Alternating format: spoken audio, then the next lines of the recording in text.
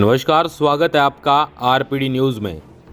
बांसवाड़ा जिले की छोटी सरवन पंचायत समिति की ग्राम पंचायत बारी के वर्तमान सरपंच बहादुर सिंह के साथ पंचायत के मुद्दों एवं विकास कार्यों को लेकर खास मुलाकात आरपीडी न्यूज़ प्रधान संपादक बिरबल कड़वा के साथ। आरपीडी न्यूज़ से मैं बिरबल कड़वा और आज हम पहुंचे हैं पंचायत समिति छोटी सरवन की ग्राम पंचायत बारी के अंदर। यहाँ हमारे साथ युवा सरपंच बहादुर सिंह मैडा मौजूद है और उनसे रूबरू होने जा रहे हैं कि इन्होंने 4 वर्ष में किस प्रकार से विकास कार्य करवाए, अब इनके क्या एजेंडे हैं, आगे इनकी क्या मंशा है, पंचायत में से कौन से वंचित काम है जिन्हें ये पूरा करवाने का प्रयास करेंगे। तो करते हैं बातचीत। बहादुर सिंह नमस्कार। जी सर नमस्कार। तो सबसे पहले तो आपके संघर्ष की जो कहानी है, किस प्रकार के संघर्ष से गुजरे आप, पहले छात्र संघ राजनीति में रहे या पहले क्या करते थे, उसके बारे में बता।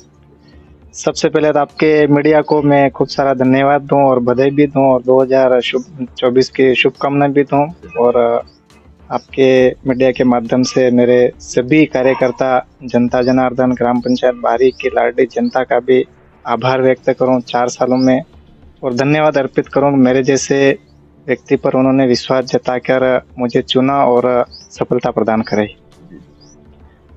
और उसमें फिर मैं पुनः मेरे दादा गुरु सम्मान्य हरजी भगत मैडा को भी मैं नमन करूं, प्रणाम करूं। उनके मार्गदर्शन पे चलते हुए आज हम सारे कार्य कर रहे हैं। और संघर्ष की बात करें तो छात्र राजनीतिक जीवन में कॉलेज के समय में भी हम विद्यार्थी प्रदेश से जुड़ाव था, हमारा लगाव था और उस समय से भी हमको काफ़ी सीखने को मिला था। जनता की मंशा के अनुसार हम 4 सालों में जितना कार्य करना था किया, लेकिन जितना होना चाहिए था वो कार्य नहीं कर पाए, उसके लिए दुख भी है। लेकिन जो पिछले 10 से 15 सालों में जो कार्य नहीं हुए थे वो कार्य भी मैंने 2020 से 2024 के बीच में किए हैं। बात की जाए तो मेरा एक रेवेन्यू विलेज गांव है वहाँ करके जो ग्राम पंचायत बारी में आता है, और जनसंख्या की बात करें तो 500 की आबादी से ऊपर की जनसंख्या है, 100 के लगभग मकान है। और वो एक ऐसा गांव था आज़ादी के बाद से कि वहाँ ना तो बिजली थी, ना सड़क थी और ना ही पानी की सुविधा थी। मैं प्रभु श्री राम को धन्यवाद दूँ, उनका आशीर्वाद रहा, छाया रही। और जैसे ही मैं चुनाव लड़ा, चुनाव जीता, वहाँ से मुझे अच्छा बहुमत भी मिला था। तो मैंने चुनाव जीतते ही तुरंत 20 दिन के बाद टैंकर से पानी पीने का सप्लाई शुरू कर दी थी, जो पिछले वर्षों में कभी नहीं हुई थी। उसके लिए मैं पीएचडी विभाग को धन्यवाद दूंगा। मेरी प्रार्थना को स्वीकार किया, मेरे लेटर पैड को स्वीकार किया और उन्होंने सुविधा तुरंत शुरू करी। जैसे ही टैंकर शुरू किया, मैंने वर्तमान विधायक माननीय अर्जुन जी बामणिया साहब का मार्गदर्शन लिया, उनसे राय ली। उन्होंने कागज कार्रवाई के लिए मुझे बताया और केंद्र सरकार की योजना जल जीवन मिशन के तहत जैसे टैंकर शुरू हुआ उसके बाद मुझे राय मिली। उस राय के माध्यम से मैंने पाइपलाइन तक बिछा के वहाँ पर पानी की सुविधा उपलब्ध कराई, जो मैं अपने आप में ये मानता हूँ, गर्व भी करता हूँ कि एक बिजली, सड़क, पानी मूलभूत सुविधा होती है, उस सुविधा को हमने करवाया वहाँ पर। और अभी वर्तमान में आप जाके देखेंगे, यहाँ 2 से 2.5 किलोमीटर थोड़ा घूम के जाना पड़ता एरिया है। अभी बिजली का काम बहुत जोरों से चल रहा है, पोल खड़े हो गए, वायरिंग का काम हो गया है, मीटर लगभग लगाने शुरू कर दिए होंगे। मैं आज गया नहीं हूँ इसलिए जानकारी नहीं है। और माननीय पूर्व विधायक मंत्री, वर्तमान विधायक माननीय अर्जुन जी बामणिया साहब का धन्यवाद दूँ, उन्होंने लाइट के लिए और सड़क के लिए भी स्वीकृति जारी करे और अभी बहुत ही जल्दी शाम सुबह सड़क का काम भी शुरू हो जाएगा। उनको दिल से, हृदय से मैं आभार व्यक्त करूँ, धन्यवाद दूँ।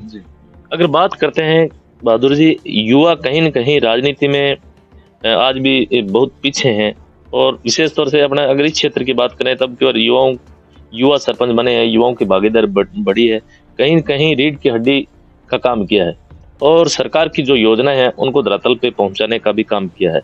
वजह क्या मानते हो? कहीं न कहीं अगर बात करें तो एजुकेशन है, एजुकेशन को लेके काफी बैक रहे हैं, क्या कारण मानते हो आप?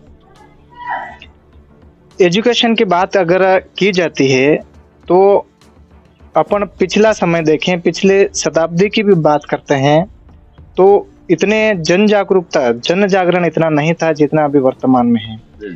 पिछले समय की बात करें अपन तो एक घर में शायद कोई मुश्किल से एक व्यक्ति पढ़ा लिखा मिलता था। अभी एक पिता के 2 बेटे हैं या 3 बेटे हैं, उससे ज़्यादा भी हो कम भी हो, लेकिन दोनों बेटे तीनों बेटे पढ़े लिखे मिलेंगे और कहीं न कहीं उनमें जागरूकता है। वो हर चीज़ समझते हैं कि मतदान करने से क्या होता है और मतदान नहीं करने से क्या होता है, पढ़ने से क्या होता है और नहीं पढ़ने से क्या होता है। शिक्षा हमारा मूल मंत्र है आगे बढ़ने का, ऐसा मैं मानता हूँ। सफलता का काफ़ी करीबी से देखा जाए, कहा जाए तो भी शिक्षा एक बहुत बड़ा मंत्र है। जी बिल्कुल बिल्कुल, क्योंकि सरपंच बनने के बाद में कई बार ऐसा होता है कि सरकार की जो योजनाएं होती है वो धरातल पे कारगर मतलब जानकारी का अभाव, आम जनता तक नहीं पहुंच पाता, सरपंच एक्टिव नहीं होता। इस वजह से जो सरकार की योजनाएं हैं वो कहीं न कहीं आम जनता तक नहीं पहुंच पाती है। उसके लिए मैं मेरा निजी अनुभव बताऊं, सरपंच बने जैसे ही हमारे 2 वर्ष कोरोना काल में बीत गए, बहुत ही दयनीय स्थिति थी।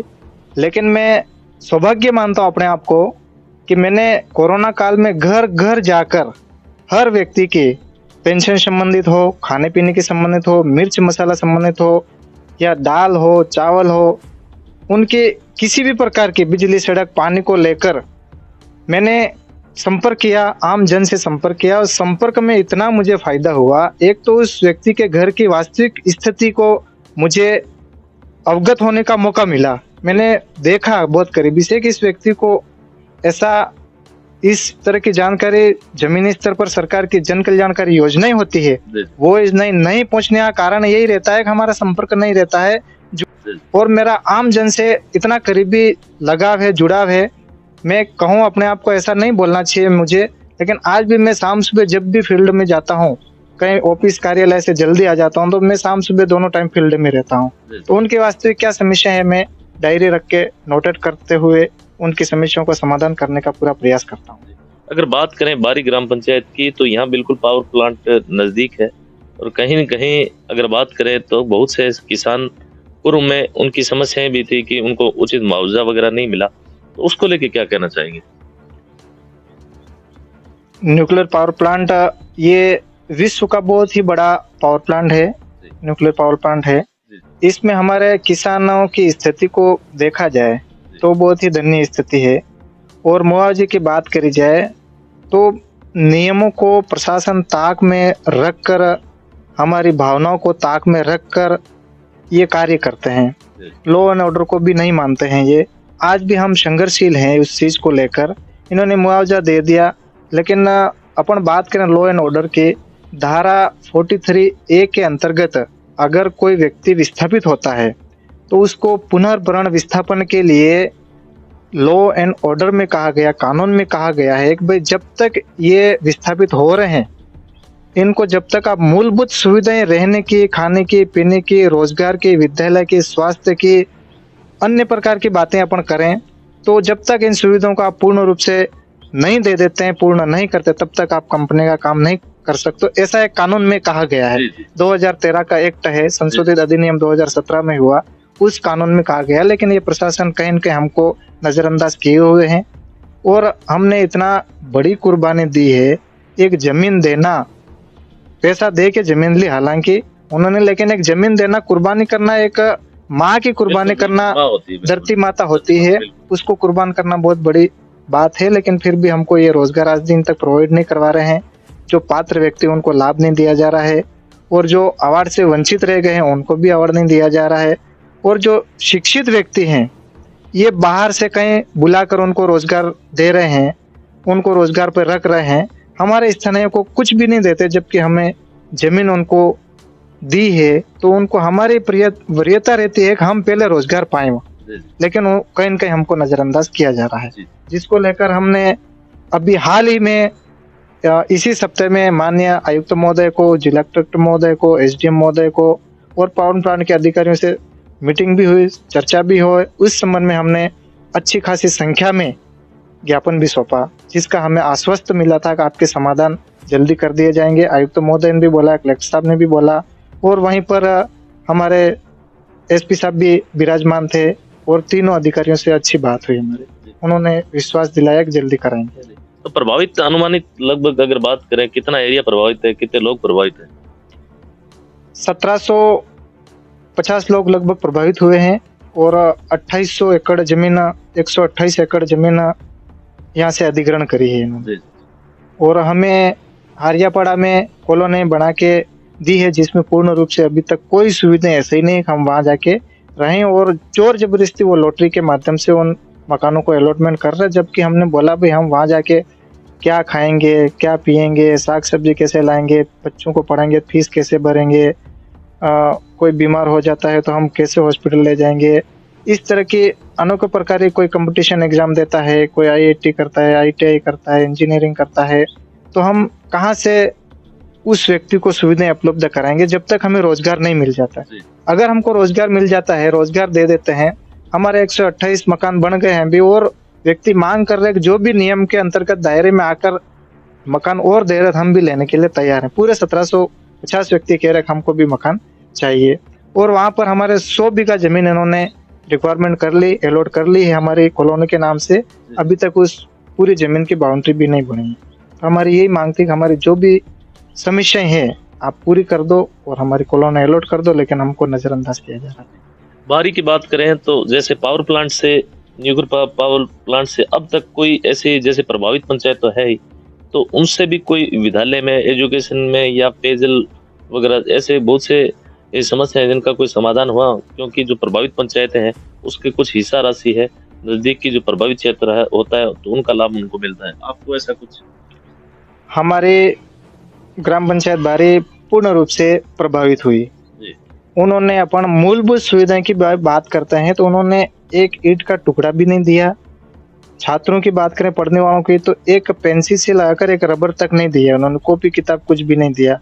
और अन्य सुविधाओं की बात करते हैं अपन, तो उन्होंने किसी प्रकार की कोई बिजली, सड़क, पानी, पेंशन वगैरह, रोजगार संबंधित इस तरह किसी प्रकार का कोई भी हमको अवेलेबल नहीं कराया जिससे हम संतुष्ट हो सके। हमारे पावर प्लांट बन रहा और हम विस्थापित हुए हैं, पूर्ण रूप से प्रभावित हुए, तो हमको ये सुविधा मिले, लेकिन हमको नहीं मिला। लेकिन इसके अलावा हम प्रभावित हुए, विस्थापित हुए हैं, लेकिन हमारे विस्थापितों को ध्यान में नहीं देकर ये अन्य पंचायतों में, अन्य क्षेत्रों में जाके काम करते हैं। BSR का पैसा है वो वहाँ लगाते हैं। मैंने कई बार निवेदन भी किया, उनसे प्रार्थना करी कि आप हमारे प्रभावित लोग हुए उनको तो रेता में रहकर कुछ किसी प्रकार का बजट दो, काम दो, विकास संबंधित काम दो, लेकिन आज दिन तक उन्होंने कोई काम नहीं दिया। सरपंच साहब, इसमें कमेटी वगैरह का तो गठन होगा?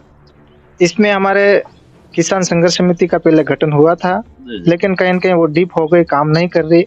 हमने 6 सदस्यों की और कमेटी बनाई थी जो जिला कलेक्टर महोदय को भी अवेलेबल कराई थी, लेकिन हमको कहीं न कहीं पूरा प्रशासन नजरअंदाजी कर रहा है, जिससे हमें किसी प्रकार का कोई फायदा नहीं मिल रहा, समस्याओं का समाधान नहीं हो रहा।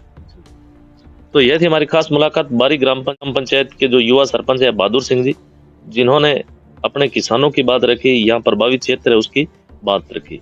साथियों, कमेंट करके आप अपनी राय है वो हमें जरूर दें। इस पावर प्लांट के बारे में बताएं। ग्राम पंचायत बारी के जो लोग हैं वो भी कमेंट करके अपनी जो राय है मशवरा वो हमें जरूर दें। धन्यवाद सरपंच साहब, समय दिए बहुत बहुत धन्यवाद। धन्यवाद सर।